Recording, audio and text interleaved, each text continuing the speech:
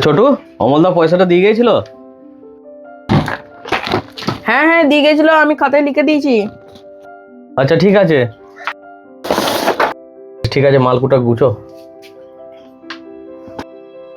এই যে আপনার মালটা। আমার মালটা মানে বুঝতে পারলাম না তুমি? রাইস কোম্পানি গুঁড়ো মশলা আছে। হ্যাঁ, তা তো আমি বুঝলাম যে সানরাইজ কোম্পানির গুঁড়ো মশলা আছে। তা সানরাইজ কোম্পানির গুঁড়ো মশলা আমি তোমাকে তো অর্ডার দিইনি। না, এইখান থেকেই তো অর্ডারটা গেছে আমার কাছে, সেই জন্যই তো আমি মালটা নিয়ে এলাম। আমার মনে হচ্ছে তোমার কোথাও ভুল হচ্ছে, বুঝতে পারলে তো? আমি এই মশলা অর্ডার তোমাকে দিই নাই গো। আর অ্যাড্রেসটা কি আছে? এইটা সাহা স্টোর তো? অ্যাড্রেসটা তো ঠিকই বলছো, কিন্তু তোমাকে তো এই চত্বরে আমি কোনোদিন দেখি নাই, আজ প্রথম দেখছি। হ্যাঁ, আমি প্রথমেই এই ফার্স্ট আসছি। সানরাইজ কোম্পানির গুঁড়ো মশলা আমি কিন্তু একজন বয়স্ক করে বিধান সাহা নাম তার, সে অর্ডারটা দিয়ে যেত। তোমার মনে হচ্ছে কোথাও ভুল হচ্ছে। আমার বাবার নামই বিধান শাহ। আমি বিধান শাহরই মেয়ে। আমার বাবা আজ 15 দিন হলো মারা গেছে, তাই বাবার ব্যবসার দায়িত্ব আমি নিয়েছি। হ্যাঁ, তুমি বিধান সাহার মেয়ে? তা আগে বলতে হয়। হঠাৎ এরকম কি করে হয়ে গেল? হঠাৎ করে শরীরটা অসুস্থ হয়ে গিয়েছিল, তাই আমরা হসপিটাল নিয়ে গেছিলাম, বাঁচাতে পারিনি। তাই তো, খুব ভালো লোক ছিল। এই তো 1 মাস আগেও আমাকে মাল দিয়ে গেল। সত্যি খুব খারাপ খবর একটা। বাবার তো আমি ছাড়া কেউ নেই, আমি তো একমাত্র মেয়ে। আর আমার বর বাইরে একটা কোম্পানিতে জব করে, আর বাবা এই কাজটাকে খুব ভালোবাসতো, তাই বাবার এই কাজের দায়িত্বটা আমি আমার কাঁধে তুলে নিয়েছি।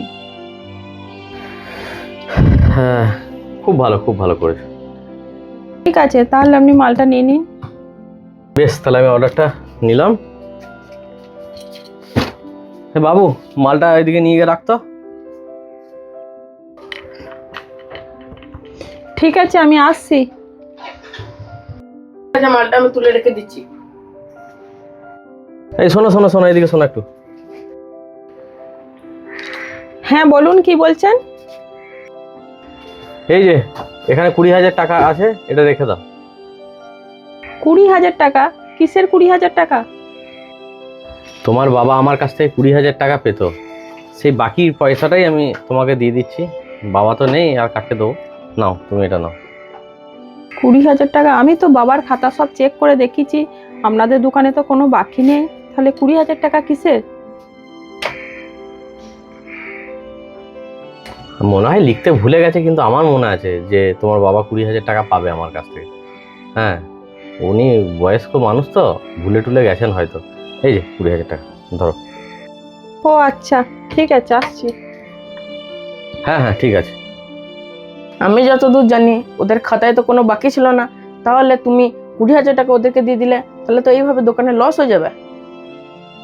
আরে হ্যাঁ, আমি জানি যে ওরা আমার কাছে কোনো পয়সা পায় না। তাহলে তুমি দিলে?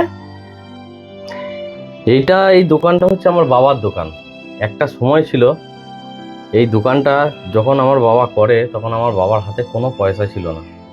তা আমার বাবাকে কিন্তু ওই যে মহিলা এসেছিল, ওর বাবা কিন্তু সাহায্য করেছিল পয়সা দিয়ে এই দোকানটা খুলে দেওয়া। এই দোকানটা কিন্তু ওর বাবাই পয়সা দিয়ে স্টার্ট করে দিয়েছিল আমার বাবাকে, তাই আজকে আমরা এই দোকানটায় ব্যবসা করতে পারছি। আর ওর বাবা মানে খুব সৎ লোক এবং খুব ভালো লোক ছিলেন, যেই জন্য না আমার বাবার কাছ থেকে যেই পয়সা দিয়ে দোকান খুলে দিয়েছিল, সেই পয়সা কোনোদিন নেয় নাই গো। আর ও হচ্ছে সেই মহৎ ব্যক্তির মেয়ে। আমি ওকে সাহায্যের জন্য যদি পয়সাটা দিতাম, এই কথাটা না বলে, তাহলে ও কোনো মতেই পয়সাটা নিত না, কারণ ওর বাবার রক্ত ওর শরীরে বোয়াচ্ছে। একটা কথা কি জানিস, মানুষ চলে যায়, কিন্তু মানুষের কর্ম কিন্তু থেকেই যায়। তো উনি একদিন ভালো কর্ম করে গেছেন, আমাকে নয়, এরকম আমার মতন বহু মানুষকে সাহায্য করে দাঁড় করিয়ে দিয়ে গেছেন। এত মহৎ লোক ছিল, আর এত ধার্মিক, আর এত ভালো লোক ছিল, যে এরকম লোক এখনকার টাইমে পাওয়াটা খুব মুশকিল।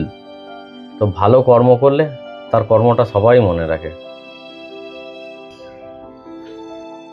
আর আমি যেটুকু সাহায্য করলাম ওটা কিছুই নয়, ওটা সামান্য দক্ষিণা ধরতে পারিস।